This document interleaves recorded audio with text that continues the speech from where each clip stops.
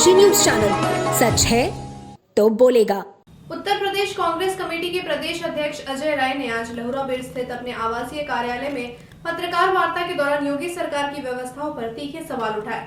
उन्होंने महाशिवरात्रि और महाकुंभ के अवसर पर काशी में श्रद्धालुओं की दुर्दशा का जिक्र करते हुए कहा कि सरकार केवल अपनी मार्केटिंग करने में लगी है, जबकि असल में श्रद्धालुओं को बहुत परेशानियों का सामना करना पड़ा। उत्तर प्रदेश कांग्रेस कमेटी के प्रदेश अध्यक्ष अजय राय ने कहा जा रहा था कि काशी में महाकुंभ की तैयारी जोर शोर से हो रही है, लेकिन जमीन पर कोई व्यवस्था नहीं थी।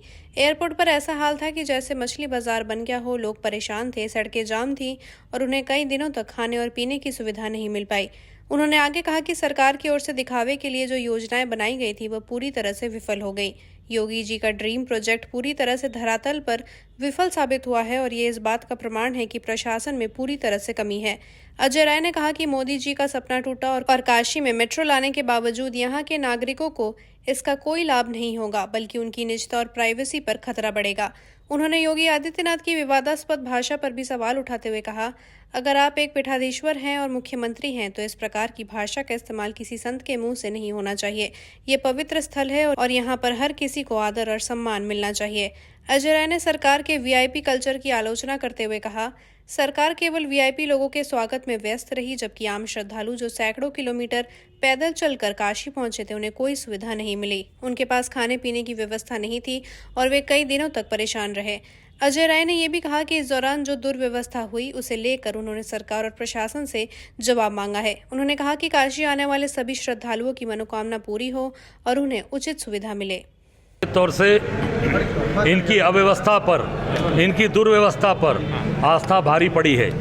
लोग हजारों हजार किलोमीटर से चलकर आकर तीर्थराज प्रयागराज में आकर उन्होंने स्नान किया, माँ का गंगा का आशीर्वाद लिया, त्रिवेणी का आशीर्वाद लिया, पर जो अव्यवस्था थी वो पूरी तरीके से सरकार फेल रही। सरकार ने कोई ऐसा काम नहीं किया जिससे कि वहाँ पर आम जो दूर के लोग आए थे उनको सुविधा मिल सके। उनके 3-3 दिन 4-4 दिन लोग रास्ते में गाड़ियों में फंसे रह गए। न उनको खाने की व्यवस्था हुई, न पीने का पानी मिला, न उनके बच्चों को दूध मिला।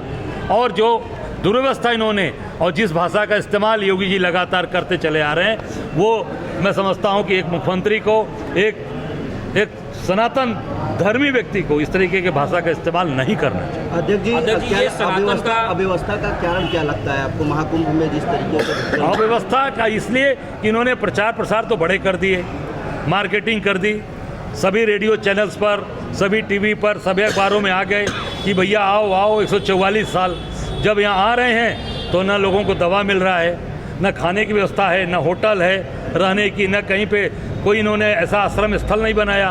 तो पूरी तरीके से अव्यवस्था पूरी तरह फैल गई। हाँ, पर आस्था भारी पड़ी और सबसे बड़ा जो कारण हुआ वो वीवीआईपी कल्चर का। केवल वीवीआईपी को देखने में सरकार लगी रह गई।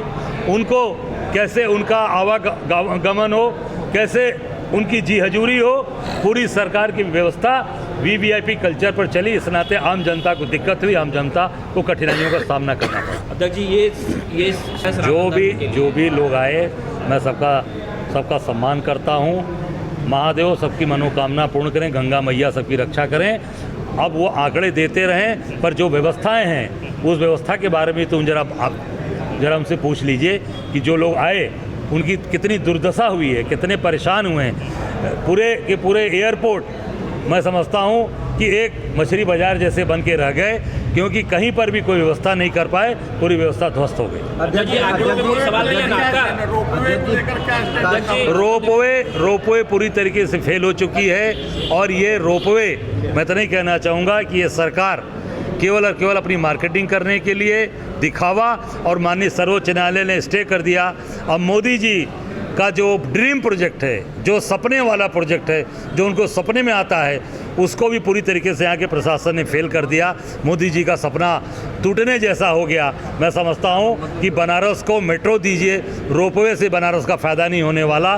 लोगों की निजता, लोगों की प्राइवेसी भंग होने जा रही है। अध्यक्ष जी, आंकड़ों पे सवाल नहीं है ना आपका कोई कुंभ के? नहीं, मैं तो नहीं कहना चाहूँगा कि भाई जितने लोग आए हैं सबका स्वागत, अभिनंदन। योगी जी ने दुर्व्यवस्था की है, उस पर भी जो लोग आए हैं, जितने लोगों को बुलाया, उनसे जरा उनसे क्षमा मांग लें, माफ़ी मांग लें। नहीं, अध्यक्ष जी, मेरा सवाल ये था, 66 करोड़ से ज़्यादा श्रद्धालु बताए।